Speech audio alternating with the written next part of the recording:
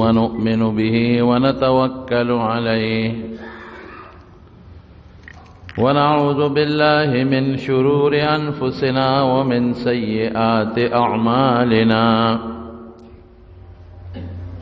من يهده الله فلا مضل له ومن يضلله فلا هادي له ونشهد أن لا إله إلا الله وحده لا شريك له ونشهد أن سيدنا وحبيبنا وشفيعنا وسندنا ورحمتنا ومولانا محمدا عبده ورسوله. أما بعد فأعوذ بالله من الشيطان الرجيم. بسم الله الرحمن الرحيم. هو الذي أرسل رسوله بالهدى ودين الحق ليظهره على الدين كله وكفى بالله شهيدا. وقال رسول الله صلى الله عليه وسلم أنا أكرمكم نسبا أو كما قال. دا میاشت ربیع الاول سره تعلق لري او زمونږ پښتانه دې ته د لومبۍ خور میاشت وایي. د دې میاشتې زمونږ د نبی کریم صلی الله علیه وسلم د ولادت مبارک او د وفات او د هجرت د ډېرو څیزونو سره تعلق دی. رب العالمین د نبی علیہ السلام د دنیا د راتلو دپاره د دې میاشت انتخاب کړی او په دې میاشت کې د دواړو جهانو مبارک سردار د هغې په مکه مکرمه کې ولادت شوی دی. الله پاک نبی کریم صلی الله علیه وسلم په بهترین نسب کې پیدا کړی دی. رسول الله مبارک فرمایي وی زمانه والا تر د آدم علیہ السلام پورې چې کم نسب کې د پیدایم دا په ټولو نسبونو او قومونو کې بهتر نسب او بهتر قوم دی او تر دې حده پورې چې نبی علیہ السلام مبارک فرمایي وی زما په نسب کې تر د آدم علیہ السلام پورې څو پکې پیغمبران تیر شوي دي هغه خو لوی خلق دي خو که پکې غیر پیغمبران هم څوک تیر شوي دي یا زنانه تیرې شوي دي نو زما په نسب کې زناکار سړی یا زناکاره ښځه نه ده تېره شوې. څومره سړي چې تیر شوي دي دی چې ته زنا نه ده کړې او څومره ښځې چې تیرې شوي دي حدیث دی باقاعده نو هغې صفاح زنا نه ده کړې نکاح کړې. دی وجه نه یو ځل رسول الله مبارک او فرمایل انا اکرمکم نسبا او بلکې یو ځل چا ولا یو پیغام راوړ چې خلک نسبونه بیان کوي چې کم نسب غوره دی او یهودیانو ته اشاره وه. پیغمبر مبارک فرمایل وی دې ته هم پته ده چې په ټولو کې بهترین نسب او بهترین قوم زما دی. خو ډېرې اوږدې خبرې دي خو درته نه کوم چې د ابراهیم علیه السلام نوسی دی د اسماعیل علیہ السلام نوسی دی او رسول الله مبارک په خپله فرمایي چې ابراهیم علیہ السلام کله بیت الله جوړ کړو دعا وکړله او په دعا کې یو خبره دا وه چې وابعث فیهم رسولا منهم یتلو علیهم آیاتک ویعلمهم الکتاب والحکمة ویزکیهم انک انت العزیز الحکیم. الله زما په دې نوسو کې زما په دې بچو کې هم د دوی نه یو پیغمبر پیدا کړ د دوی نه او د هغه صفت بسی ستا قرآن آیت بلولي ستا آیتونه بلولي د هغې په مقصد به پویول کوي حکمت به ښیي او تزکیه د باطن تقوا به پیدا کوي په خلکو کې. نو رسول الله مبارک فرمایي انا دعاء جدی ابراهیم و هغه دعا چې ابراهیم علیه السلام کړې ده چې الله زما په دې بچو کې یو پیغمبر پیدا کړي هغه زه خپل نبی علیہ السلام فرمایي. او حضرت عیسی علیہ السلام چې بشارت او زیر ورکړی دی ومبشرا برسول یأتی من بعد اسمه احمد، زمانہ پس به یو پیغمبر راځي ابا احمدی د رسول الله مبارک دو نمونه، یو محمد یو احمد صلی الله علیه وسلم. د ابراهیم علیہ السلام په اولاد کې دی، د اسماعیل علیہ السلام په اولاد کې دی، بهترین نسب. خو نږدې قوم به واخلو بنو هاشم ورته وایي. د پیغمبر علیہ السلام قوم ته بنو هاشم وایي. بنو هاشم معنا د هاشم اولاد. بنو خو زامنو ته وایي، خو مونږ ټول پکې داخله د هاشم اولاد. هاشم څوک و؟ د نبی کریم صلی الله علیه وسلم د نیکه پلارو د عبدالمطلب. او د دې هاشم خپل نوم عمر و. عمر هاشم ورته ولې وایي؟ هاشم په عربی کې چورې ته وایي. چورا ډوډۍ چوري کول، ماتول، ډوډۍ ټوکړې کول. نو د یو ځل ټول قوم له دعوت وکړ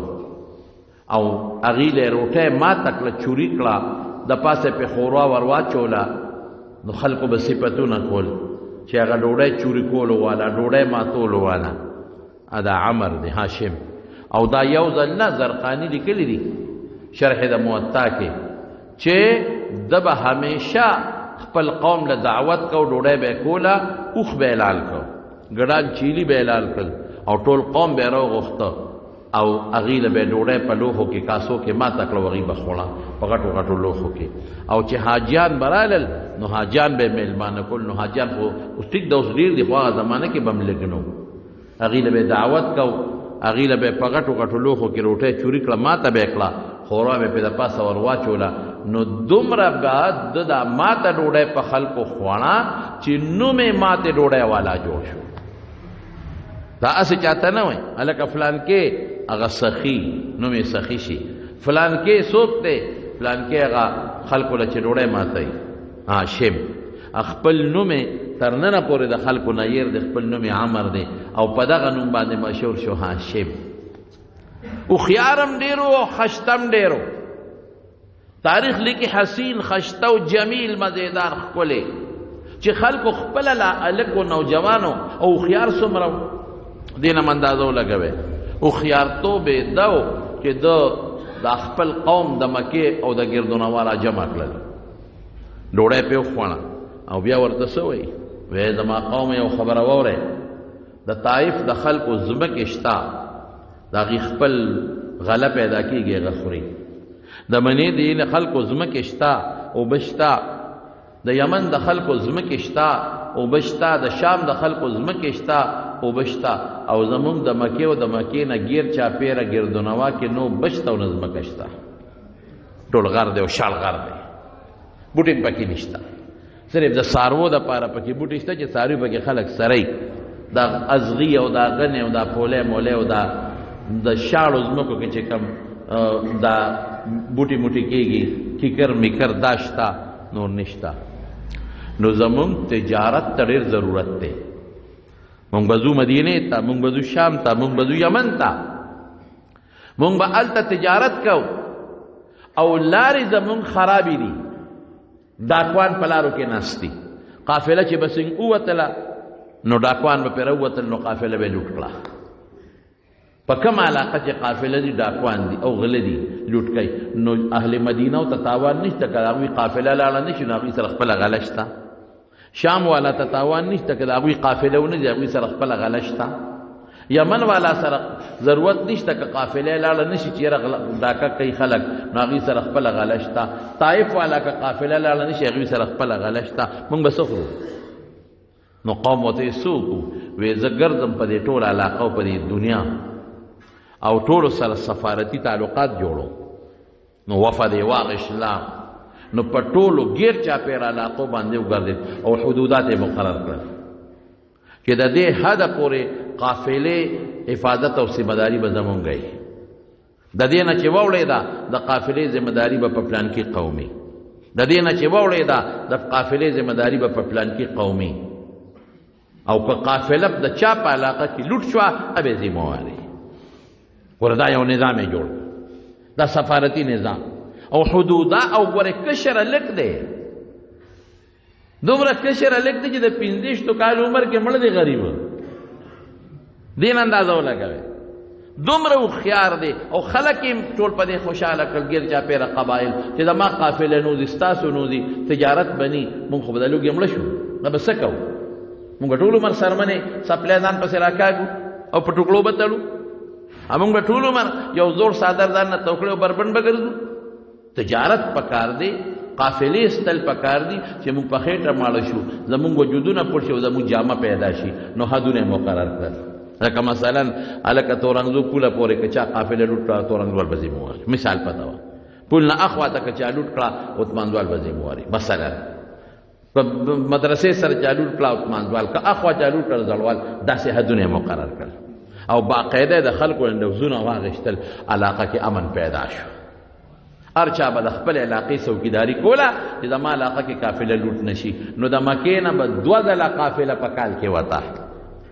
یو ځل به شام تتله او یو یمن ته په یخنۍ کې به یمن تتله یمن ګرم دی او په ګرمۍ کې به شام تتله شام یخ دی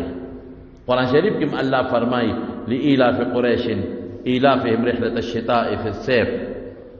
دغه څنګه دی آیت هغې کې به قافله تله اوړي کې به هم تله په قافله خو به میاشتې لګېدې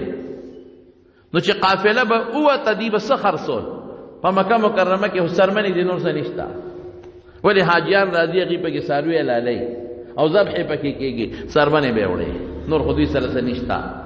ابې خرڅ کړې نور سامان به یې واغېسته ابې بل ځای خرڅ کړ نور سامان کلي په کلي به دا قافله ودرېده او خلکو سره به یې تجارتونه کول نو چې د شام نه او د یمن نه به واپس راتلل نو بلا غله به یې ګټلې وه بلا پیسې به یې ګټلې وې پیسې به یې هم نغدې راوړې غله به یې هم راوړه خوشحالي وه دومره هوښیار نو داسې هوښیار انسان چې بیا هلک وي نوجواني او خشتۍ د خلکو خوښي لیکن د ټولو نه لویه خبره پکې څه وه هوښیار هم دی نوجوان هم دی د لوی قوم سره هم تعلق لري او لوی لوی مشران ورته راځي خپو ته کښېني لیکن د ټولو نه لویه خبره دا د زرقاني لیکلي دي چې په تندي کې نوري نبوت ځلېده د رسول الله صلی الله علیه وسلم او هغه خلق به پوهېدل چې کوم د پخواني کتابونو عالمان یهودیان چې به وله مخې له رالل دا ګورې زرقاني لیکلي د موطا شرح شارح دی چې یهودیان به وله مخې له رالل نو په سجده به ورته پرېوتېدل او لاس به یې وله ښکلول یهود د علماو د یهودیان بني اسرائیلو عالمان چې به کله دله مخې له رالل په سجده به ورته پرېوتل لاس به یې وله ښکل کړه او لوی لوی قومونو ورته پیشکشۍ وکړي چې موږ دله خپله لور درکوو یهودو ورته وی موږ لور درکوو او د عربو قبایل کې چې کوم قبایلو کې چې اصل عرب اوسېدل هغې پیشکشي وکړه موږ دله لور درکوو بلکې زرقاني او بل عجیبه خبره لیکلې ده هرقل د روم بادشاه دی هغه زمانه کې روم داسې و لکه نن زمانه کې چې امریکا ده مثلا هرقل ورته استازي وفد راولېږه چې هاشم ته د عربو یو نوجوان لکه خوبصورت دی زما ډېر خوښ یې او ډېر هوښیار یې زه غواړم چې زه تاله د خپل روم د قوم سرداره زما لور ده چې په حسن په جمال کې د هغې مثال نشته چې هغه درته زه په نکاح کړم هغه مقصد دا و چې دا هلک خو ډېر هوښیار دی زما دا لور به درته زه په نکاح ورکړم نو دا علاقه کې به هم زما زوم به دا به هم زما زیر قبضه شي لیکن ده ورته انکار وکړي ده نه دومره هوښیار دومره قابل او دومره خشته او خوبصورته نو قافلې سره لاړ مدینې منورې ته نو چې مدینې منورې ته قافلې سره ورسېده نو هلته خلکو قدر کو عزت کو احترام کو نو یو جینۍ بازار کې روانه وه سلما یې نوم سلما بنت عمر د ده خوښه شوه نو تپوس یې وکړه دا څوک ده وي دا د بنو نجار قبیلې یو جینۍ ده د عمر لور ده یاره د چا په نکاح کې ده که نه ده وی نه نو د نکاح پیغام ورولېږه هغې فورا قبول کړ نو په مدینه منوره کې د هغې سلما سره واده شو او اتفاق دا چې هغې سره سینګ واده شو د هغې نه امید پیدا شو او په لاره راته نو غزه ورته وایي نو په هغې کې دی وفات شو او یو ماشوم بچی د مرګ نه پس پیدا شو، اجینه لاړ خپل پلار کره واپس مدینه منورې ته. سلما د مدینې د انصارو د بنو النجار قبیلې سره تعلق لرو.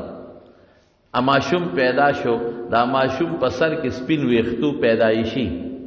چې پیدا شو، نو نوم یې ولا شیبه کېښود. شیبه هغه انسان ته وایي چې د هغه ویښته سپینې،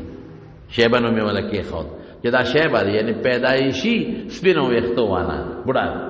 پیدایشي سپینو ویښتو د بوډاګانو کړ. اوس هم عرب بوډا ته شیبه وایي، ځوانانو ته شباب وایي. شیبه چې کله سپینګیري ویني انت شیبه د بوډا، نو پیدایشي په سر کې سپین ویښته نو شیبه نوم یې ولا کېښود. بس مور سره به دا ماشوم اوسېده او هاشم په لاره کې غریب وفات شو، د 15 کالو په عمر کې د دنیا نه لاړ. دا د رسول الله مبارک د نیکه پلار. سخي څونه، خشته څومره، هوښیار څومره، قابل څومره، او بیا د ټولې مکې د خلکو ډوډۍ کوه او حاجیانو له ډوډۍ ورکوه. دا د نبی کریم صلی الله علیه وسلم نیکه د نیکه پلار دی. نو الله پاک پکې دا ښه آثار او بهترین صفات د مخکې نه ښودي. چې قافله واپس راله، نو قافلې نه تپوس شو چې زمونږ هاشم څه شو؟ وایي چې هاشم خو وفات شو، پلارکي یې کې مخه کړ. او دقسې هغه خو ښځه وکړه په مدینه منوره کې، او هغه ښځه مونږ په مدینه کې پرېښوده او ماشوم یې پیدا شوی. نو د دې هاشم ورو ورو مطلب چې د ځان له قوم د بنو المطلب ورته وایي، هغه لاړ چې زه ګورم چې زما هغه روندار وینم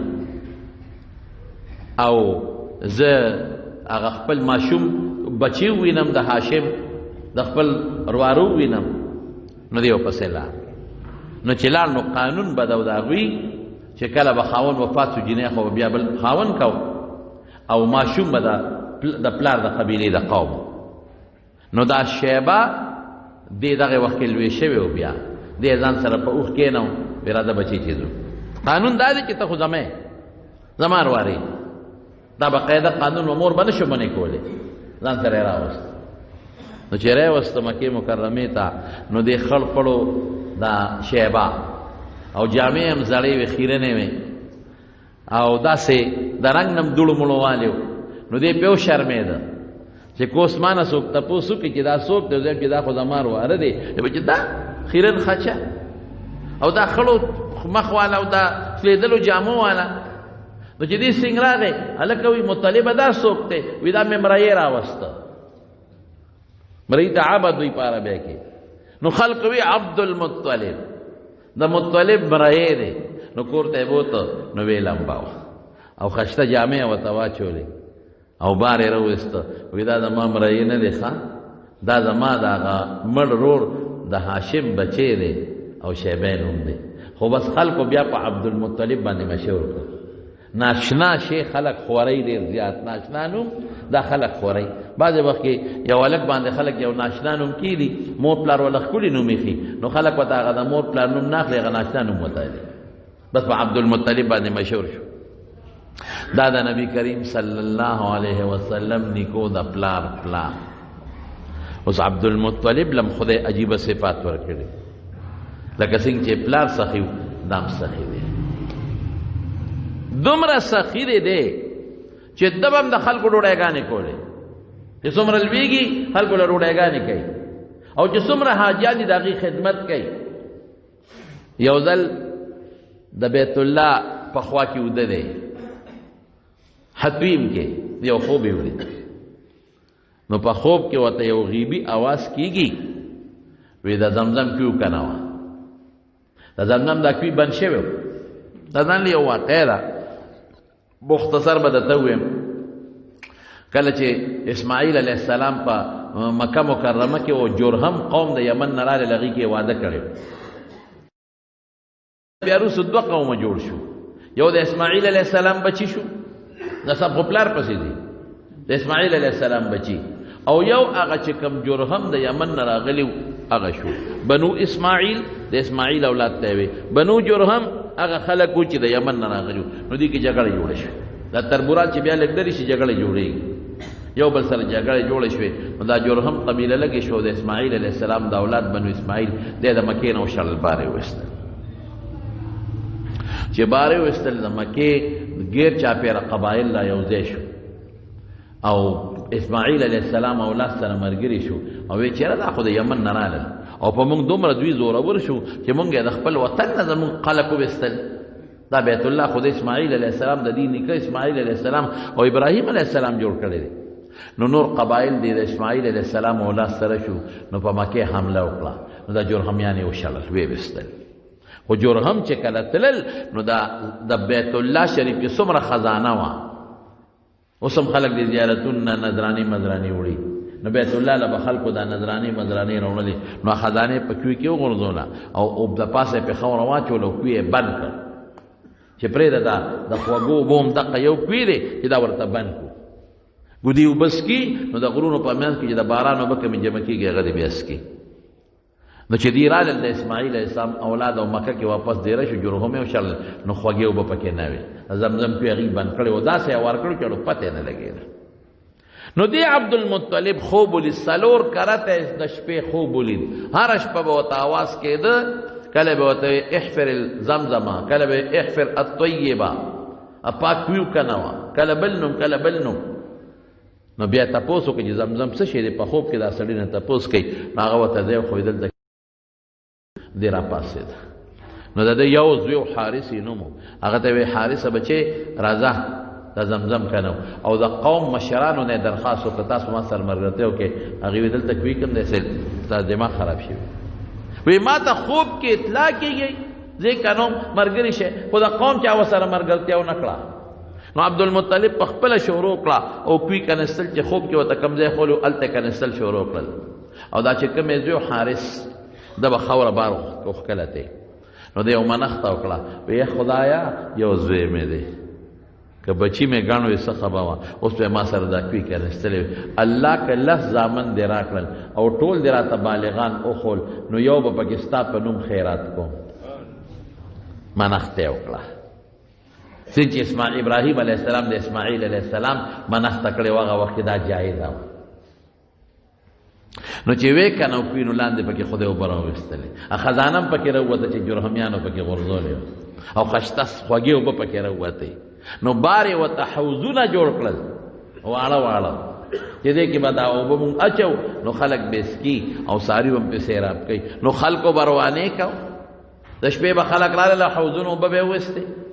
شیطانان خلق ورده شته الله ورته په خوب کې بیا ښیي او فرشتې په ذریعه وی دا اعلان وکړه چې دا اوبه به څوک نه غسل پې کوي نه به پې څاروي سیراب کوي دا به صرف د څکو دپاره وایي نو عبدالمطلب سار وختي اعلان وکړه وی دا برکتي اوبه دي نه به پې څاروي سیرابوئ او نه به په دې باندې غسل کوئ صرف دا اوبه به د څکو دپاره استعمالیږي خلکو به بیا وی پرېږده دا مبارکې اوبه دي کوې دې وکنه او جاگیرداری دی جوړه کړې ده نو چې هغې نه پس به څوک راتلل او د اوبه به یې خرابول د شپې او یا به هغه چې کوم د ګودرونه جوړ کړي ابه یې روانول نو خدای یې بیماري راوسته سړی به ناجوړه شو چې بله شپه به بیا د حوضونه جوړ کړل دروازې اوبه به پکې جمع کړل او څوک به راغله د حوضونه بیا ولا د شپې روان کړل اب هم خدای ناجوړه کړو نو د خلکو په زړه کې د ده عظمت هم پیدا شو د زمزم عظمت هم پیدا شو الله پاک هغه ذات دی چې د رسول الله مبارک د برکت نه د هغه د خاندان له یو عزت ورکوي دا غټ عزت والا خدای پاک ورکړو چې د زمزم هغه کوي چې د اسماعیل علیه السلام د خپې په والو الله پیدا کړی د هغې کوي مرامت او هغه کوي دوباره جمدې کول او د هغې نه اوبه ایستل هغه الله پاک د نبي علیه السلام د نیکه نه واغېست د دې وجې نه د پیغمبر علیه السلام د زمانې پورې د زمزم د اوبو اختیار دا د پیغمبر علیه السلام د قوم د بنو هاشم کوی وکنه او خشته اوبه راووتې خلک هم بیا خوشحاله هغه له خدای دا برکت ورکړی او دومره برکتي و د عبدالمطلب چې کله به باران بند شو او باران به نه کېده نو دې به خلکو واغېسته نو منا سره یو غر دی جبل صبیر ورته وایي د مزدلفه او د منا په منځ کې دی هغه جبل صبیر ته به عبدالمطلب وخېجو د جاهلیت زمانه کې کافرانو او یا الله دا عبدالمطلب ډېر ښکلی انسان دی او ډېر خشته دی او د مخ نه او د تندي نه د نبوت رڼاګانې راوځي او ډیر زیات سخي دی الله د ده په مخ په مونږ باران وکړه نو خدای په باران کوه او د دې نه زیات یو بله واقع درته ویم کله چې ابرهه راغی او په بیت الله حمله کوله مالدارم ډیر زیاتو چې په ابرهه راغلو په بیت الله حمله کوله چې بیت الله روانو نو عبدالمطلب مشرو دی ورغی چې څنګه ورغی ابرهه د مکې نه بار یو ځای کې دمه کوله او سره روانېږي په بیت الله حمله کوي نو دی ورغی دی خو خشته د شکل نم د رنګ نم د قد و قامت نه نو د ده د مخ هغه روب په هغه ابرهه باندې ور پرېوته نو چې دی ورنږدې شو نو ابرهه وی یاره دا سړی چې را روان دی د مخ نه خو څه بل شان رڼا خېږي دا خو هر څوک دی خو ډېر معزز انسان دی او سیوې ملګرو ته یاره وی که دا د مکې وي او ده ماته ووې چې دا لښکر واپس کو په مقام لمه کوه د ده منم دا خو ډېر مبارک انسان معلومیږي برکتي انسان معلومیږي چې دې تخت ته نږدې شو ورهه وله خپل تخت ته راکوز شو ورته رغاړه وه وی حضرت څنګه راغلی وی د مکې د یو قوم مشر یم عبدالمطلب بن نوم دی وی صاحب څنګه راغلی وی زما اوښان تا نیولي دي 200 اوښان و د عبدالمطلب 200 وی زما اوښان دې نیولي دي دا هغه خپلو اوښانو له راغلی ابرهه وخندل وی ما ته خو هوښیار ښکارېدی خو ډېر ساده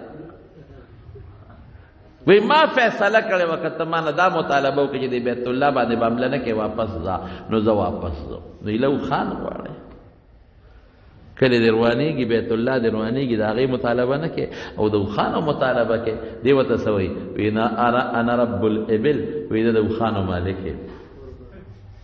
والله رب البيت او الله د بیت الله رب دی سيمنعه منك به دنه بچ کی که خیر ان شاء الله رب البيت سيمنعه منك د بیت الله رب تعالی د بیت الله بچ کی دا زما یقین دی د خان مالک د بیت الله مالک خو نه هغه مالک په شکار پېښه مال خپل خان وی ورکه ولو خان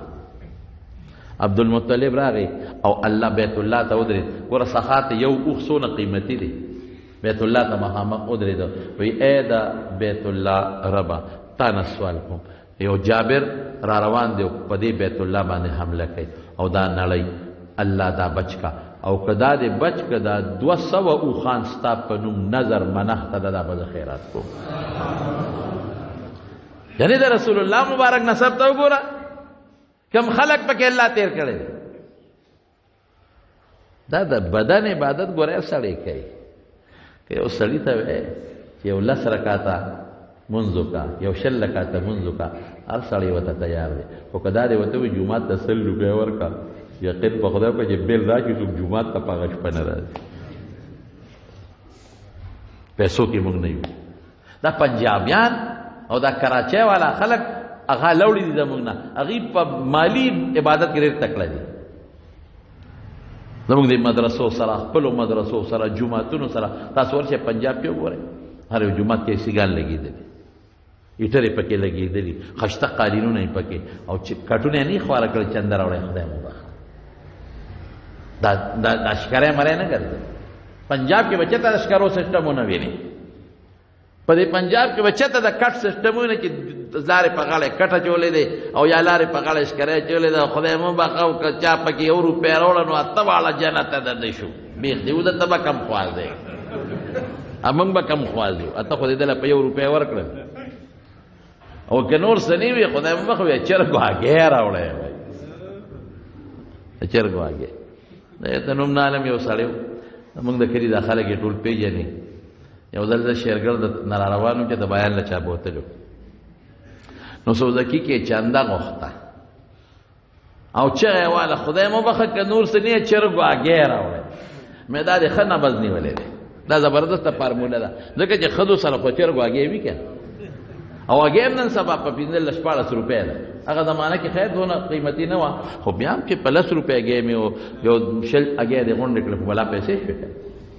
چرګ هګۍ راوړه ما هغه ډرایور ته وی مې لږ ور مخکې چې ودرېږه ورته نو ما وله آواز ورکړ پلانکي وایي شیخ صاحب دی او دغه وخت سره یې د هګۍ نه ټک ورکړ په مخ یې په مری راواړوله ومې وسکله دا زمونږ کلي خلک یې پېژني خو پرېږده واوست ما دوی شیخ صاحب ته مې خدای دې بې خو بس هغې جومات لغواړی اوس کې په خپله دومره چالاکو ما ته وي داسې چغې وایي څه مری دی ګوتې یې وړه وي داسې چغې وایي دا د شکرو چندې نه په کراچۍ کې شته نه دا په پنجاب کې شته هلته دوه درې راغونډ شو خپل جومات مزیدار جوړ کړي مالي عبادت کې ډېر تکړه دی مدرسو سره جوماتونو سره ښه مدد کوي او ښه امداد ورسره کوي خو نورو قصو پیسو کې دی بیا نه دی بیا چې ورته روژه ده وي پټان جانې روزه جانې اکثر پکې خم شکر دې شته دی نیکان او صالحان هم پکې شته او زمونږ خلک په بدني عبادت کې بیا تکړه دي او که په کمه شپه باندې ورته پته لګېږي چې بل خو په مصله پروت دی او جومات بل راغلی دی بیا دغه دوه درې شپې مانځله نه راځي سل روپۍ نه ورکوي د خدای پناه اصل چیز زمارونو سخا ده ګورئ نبی کریم صلی الله علیه وسلم فرمائی فرشتہ آواز کوي هر سال اللهم اعط منفقا خلفا یا الله چې څوک ستا په لار کې خرچه کوي د هغې بدل وله ورکړي بله فرشته پې امین وایي او بیا آواز کوي اللهم اعط ممسکا تلفا خدای چې څوک بخیل دی مال هلاک کا بله فرشته پې امین وایي اصل چیز سخا ده ځان کې سخا ماده پیدا کړئ غریبانانو سره امداد کوئ کونډو رونډو سره امداد کوئ پرشته کې کم غریبانان دی هغوی سره مدد کوئ په ګاونډ کې کم غریبانان دی هغوی سره مدد کوئ جومات سره مدرسې سره تعاون او مدد کوئ دا مه یریږئ چې دا مال خو زما نه لاړ دا یقین وساتئ چې ردې بدل به الله درکوي هم به دنیا کې درکوي هم به په آخرت کې درکوي چمتوب مه کوئ شوم سړی د خدای نیک وخت حدیث رسول الله مبارک ته السخی قریب من الله سخی خدای ته نږدې دی قریب من الجنه جنت ته نږدې دی او بخیل بعید من الله بعید من الجنه قریب من النار بخیل سړی کنجوس سړی د خدای نه لرې دی جنت نه لرې دی اور ته نږدې دی د خدای لار کې لګوه پیسې فکر مه کوه سوچ مه کوه چې دا خو 100 روپۍ لاړې په دې خو زما 10 ډوډۍ کې دی نه نه نه ورکه ته تماشه کوه چې خدای پاک ته دې بدل درکوي که نه درکوي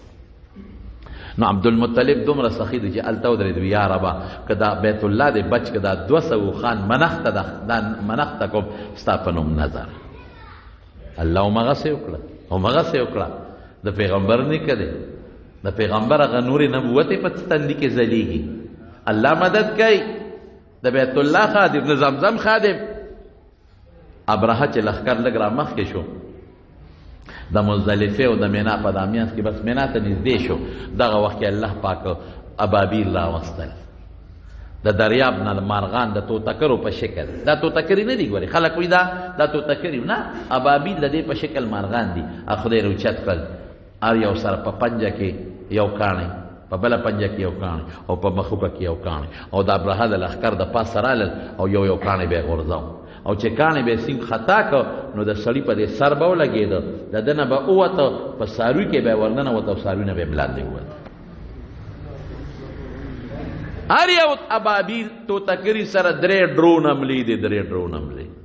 ټول د ابرهه لښکر تباه شو ابرهه په اتیب مخکې چې ته اتیب تیزونه چولو تښتېده ابرهه پې ناستو په هغه ابرهه خدای پاک ننکۍ راوخېجولې داسې دانې په الله راوخېجولې چې یو اندام به ترې پرېوتېده یو اندام به یې رژېده خدای پاک مردار کړه دا عبدالمطلب د نبی کریم صلی الله علیه وسلم نیکه دی نو نظر یې کړی نو خدای وله 10 زامن ورکړل اخیری بچی نوم یې کېښود عبدالله ګوره نوم څنګه کېښودی شو نوم الله پاک په زړه کې ورته هغه اچوي چې د دې دل عبدالله نوم کېده رسول الله مبارک فرمایي په نومونو کې ښکلي نومونه 2 دي عبدالله او عبدالرحمن د الله بنده د رحمان بنده عبدالله نوم یې کېښود الله له کې ولې دا نوم ور واچو د کشر زوی له د ده نه به الله رسول الله مبارک دنیا ته را پیدا کړي عبدالله کله پیدا شو نو شپې ورته خوب وی چې نظر دې پوره کړه تا خو منښته کړې وه چې زه به 10 بچي شي نو زه به پکې یو زوی الالوم نو قراندازي یې وکړه نو قراندازي د عبدالله په سر راوخت نو چې دې کله روان کو د خویندې چې په ژړا شوې بابا زمونږ بچي زمونږ نور خو دغه یو دی او دا مال علاوه بچې څوک اما شومان ورته وی غلونه وی بابا د په ځای لسو خان حلال کا هغه وخت کې بدیت لسو خان حلال کا وی خدا بچی داسې به وکم لسو خان راوستل هغه یو خوا کل عبدالله بل خوا کینو بیا په پچا والا د عبدالله په سر راوخته اوهو څوکم بچی وی بابا لس نور کا زمونږ رور پرېږده وه لس یې نور کړل شل شو چې بیا پچا والا بیا د عبدالله په سر راوخته بابا نه زمونږ رور نه لکېږي ډېر خشته دی دیر شی کا او خان دیر شو پچا بیا د عبدالله په سر سلویخ شو بیا د عبدالله په سر لس دسې زیاتول سلو خان شو چې سلو خان یو خوا شو عبدالله بل خوا شو چې پچا والا په او خانو راوخته عبدالله بچ سلو خان اعلان کړ نو دیت سلو خانو ته ورسېد عربو کې هم دیت سلو خانو اوس هم دیت سلو خان دی عبدالله بچ یو ځل رسول الله صلی الله علیه وسلم ناستو یو باندې سي راغی نو نبی علیہ السلام ته خبره کوله وی ابن الذبیحین اے د دوو ذبیحینو بچیا یعنی ستا یو هغه نیکو چې هغه هم د خدای په نوم د ذبح منښته پې شوې وه او خدای بچ کړي چې اسماعیل علیه السلام او یو دی پلارو چې په هغه هم د ذبح منښته شوې وه نو خدای بچ کړه د هغه په ځای سلو خان حلال شو نو چې دی وی رسول الله مبارک مسکی شو خوشحاله شو عبدالله خدای پاک بچ کړه عبدالله هم خشته خوبصورت نوجوان دی نو په مکه مکرمه کې پلار ورله یو خشته جینۍ وکته امینه بنت وهب دا دوه د ترونو وې دواړه خشته وې د یو نوم امینه د پلار نوم یې وهب او د بل نوم هاله او د پلار نوم یې وهیب دواړه خشته وې نو عبدالمطلب هغې ته درخواست وکړو وی دا زما زوی دی عبدالله دا امینه دله غواړم او دا بله چې دا هاله دا ځان له غواړم هغې وی ډېره ښه دا خو ډېر مبارکه ځای دی او دا یو بهترین قومو په مکه مکرمه کې د رسول الله مبارک دمو نو چې دې کله ته قانون بدو چې نکاح به وشو نو 3 ورځې به هلک د ښځې کره دیره و دا د هغوی یو رواج و نو چې ته نو په لاره کې یو یهودنه ښځه وه د یهودي لور وه او ته ولاړه وه نو او ته وایي ای عبدالله چېرته دی وی زم پلار سره روان یم څه غرض مې دی وی دلته راشه ماله راشه ما په نکاح والا سلو خان درکو سلو خان او ما ته وګوره څومره خوبصورت یم ښایسته یم د وی نه ماله چې پلار کوم ځای نکاح کړې ده غوښتنه کړې ده هغه مې قبوله ده نو لا نو چې لاړه نو نکاح وشو دواړه نکاحګانې په یو مجلس کې وشوې دواړه نکاحګانې او نکاح عبدالمطلب وتړله نو خپله نکاح د حالې سره او د رسول الله مبارک نکاح د امینې سره وتړلی شو نو 3 ورځې هلته تېرې کړې نو واپس عبدالله را روان نو یهودانو ورته لاره کې بیا ولاړه وه وی عبدالله لږ دې خوا راشي یو خبره درته کوم وی تا ته ما 3 ورځې مخکې دلته ولاړم اواز مې درته وکړو زه زناکاره نه یم ها زه ډمه نه یم زه پلیته نه یم زه ډېره پاک یم زما نسب ډېر پاک دی او ما تا ته اواز وکړو ما تا کې څه لیدل نو ما تا سره نکاح غوښتله ما تا کې څه لیدل ستا تندي کې مې څه لیدل نو ما زړه کې ارمان راغی چې ته تا سره نکاح کوما اوس که عبدالله ته ماله هر څومره څیزونه راکوې اوس یې در سره نه کوما ولې ستا تندي کې چې کوم چمک و هغه د نامنې راښکلی دی دا چمک در کې اوس نشته عبدالله وی ماله ته چې څنګه وی زه پاک یم دغسې زم پاک یم ته چې څنګه وی چې زه زناکاره نه یم دغسې زم ویم او دا زما حیا ده چې زه په خپله جینۍ نه کوم ماله پلار چې کومه جینۍ وکړه بس ما لپاره کافي ده امینې سره نکاح شوه نکاح نه پس واده شو او الله پاک داسې وکړه چې امینه بنت وهب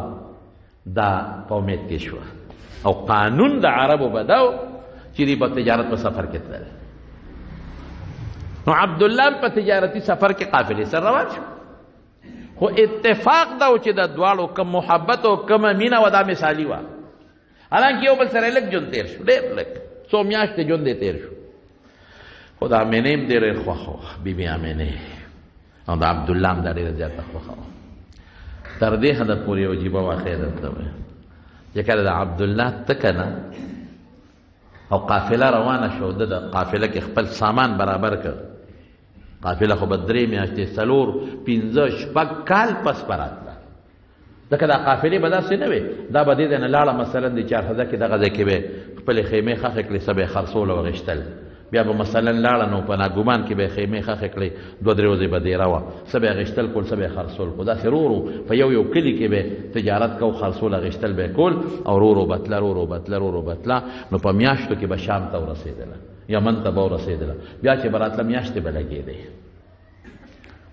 نو دې چې د کور نه ځي اوس قانون دی چې ځي به ښځه یې وکړه، بیبي یې وکړه، رواج دی. نو آمنې زړه مې نه کېږي درنه. آمنه هم ورته وایي سترګو کې کرکڼې ګرځي، عبدالله نه مېړه کېږي. نو چې دی به کو دروازې له لاړ د عبدالله واپس به راغی، آمنې لکه غوندې ما ته ودرېږه. نو بیا به لاړ، نو بیا به راغی. نو خلکو یې عبدالله ښځه دې په سترګو لیدې ده که نه؟ راځه که نه قافله درنه لاړه. وی آمنې دې دروازه کې ما ته ودرېږه، تر څو چې زه نیم پناه شوی چې زه تا ته ګورم ته ما ته ګورم. خو آمنې یو کار به کوې، د چې کله قافله واپس راشي، نو قافله چې وراله نو هلته به بیا جرس ټنګاو، غټ جرس به وټنګېد. نو خلک به خوشحاله شو چې زموږ قافله راله، ځکه په میاشتو به ترې خپل پلاران او خپل درونه او خپل بچي بارو. نو دې خلکو به دې قافلې له مخې له منډې والې استقبال به یې کو، لکه څوک چې د بار نه راشي خلک ول استقبال ته ځي. او د تجارت سامان چې به د چا و به ورسره خلکو په اوږو کو کور ته به یې راوړه، جرس په ټنګېده. نو عبدالله آمنې ته وایي آمنې چې کله قافله راشي او جرس وټنګېږي، ګورې مهرباني وکړې ما ته به دروازه کې ولاړه، ګورې ته به زما ډېره زیاته یادېږي، ته به ما ته دروازه کې ولاړې، زما ډېره زیاته یادېږي چې کله هم جرس وټنګېد، ګورې ماله به مخې له راځې. په جړا کې ته دې لاړه او په جړا کې مې نم پاتې شو. ډېره ښه خاوند الله پاک داسې وکړله چې هغه قافله را روانه د مدینې ته راورسېده واپسې کې، او په مدینه کې د عبدالله بیمار شو او هلته وفات شو. مدینې ته خدای رسو، هلته وفات شو. او د قافلې خلکو په مدینه کې دفن کړ. نه د مدینې وه، بس هلته دفن شو چې قافله واپس راورسېده. او کله جرس وټنګېد، ته خو پته نه لګي. نو حضرت آمنه لاړه دروازه کې ولاړه، ما ته خاونده وصیت کړی دی عبدالله چې ما ته به ته په دروازه کې ولاړې چې زه راشه. ټولو خلقو راو منډې کړې، سړي منډې وایي او خپل رشته دار لذي، پلار یې دی پکې، د چا رور دی، د چا تره دی، د چا بچی دی، او هغه سره ترغاړو دي، سرې وغیره چې هغه زمانه کې سرې واجو هغه ورته اچوي او سامان په اوږه راوړي کور ته راوړي. سامانونه دي کله یو کوڅه کې ځغلي او هر چا خپل پلار په مخه کړی دی، په خیر سلام دې دروازې ته دا هر کور نه پکې نه، د دویم کور سړی پکې روان دي. دا دقسې ولاړ زما عبدالله ورته راشي. عبدالله راغی، نه د هغه سامان راغی. اخره کې د دې یو رشته دار د عبدالله سامان نه پوګه کړی دی، او ته وی کور دروازه کوله وکړه. وی زما عبدالله څه شو؟ عبدالله دې په سفر کې دې دنیا نه تللی. الله پاک دنیا ته ښایي چې هغه ماشوم چې د پلار په سترګو نه دی لیدلی، د خپل والد محترم د وفات د پس د مور نه پیدا دی، او مور یې په ماشوموالي کې تللې ده. خو چې زه غواړم د هغه نه یو مرغلره جوړوم،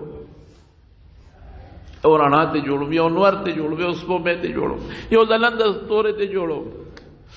او دا هغه رڼا په دنیا ته خورېږي. او الحمدلله الله پاک دنیا ته ورسول. هغه وخت په آمنې تېر شو. آمنه په خپله وایي چې وخت الله په ما تېر کړ، مال الله توفیق راکړه د ماشوم بچی د برکت نه مال خدای پاک توفیق راکړه وخت په ما تېر شو که زما په ځای بله ښځه وه سینه به یې چاو دی وړه به یې بار راوتی زما ډېر د مینې خاوند و چې زما خاوند به مړ کېده چې په هغه به څه وخت تېرېده او چې ما ونه لید او خلکو خپل خپل رشته داران بوتل زما عبدالله راغی او د هغه سامان په پردو اوبو راغی دا وخت به ما تېر رب العالمین د عبدالله د وفات نه پس نبی کریم صلی الله علیه وسلم پیدا کړ د بی بی آمینې نه او پیدایش یې په دې ربیع الاول کې شوی دی په دې میاشت کې مشهور خو 12 د ربیع الاول خلک یادوي 12 ټیک نه دی بعضې مفسرینو زمونږ مورخینو بعضې مورخینو نه هم لیکلی دی نه هم او مولانا ادریس کاندهلوی رحمت الله علیه په سیرت مصطفی کې اتم لیکلی دی څوک نه هم له ترجیح ورکوي څوک اتم له ترجیح ورکوي او ګمان دا کوم چې دواړه ټیک دی ځکه اتم تیر شو د نهم په پېشمني باندې پیدا شوی دی دنیا ته راغلی دی نو څوک دا چې په کمې شپه باندې پیدا شو د هغې نه مخکې ورځ اتمه ده نو هغه یادوي او څوک دا وروستنی ورځ یادوي نهمه یادوي خو خیر مولانا ادریس کاندهلوي رحمت الله علیه په سیرت مصطفی کې کوي چې نه اتم تاریخ د میاشتې اتم شروع شو او د دې اتمې پېشمنۍ چې دی د پېشمنۍ وخت کې الله پاک نبی کریم صلی الله علیه وسلم د بی بی آمینې نه دنیا ته راولېږه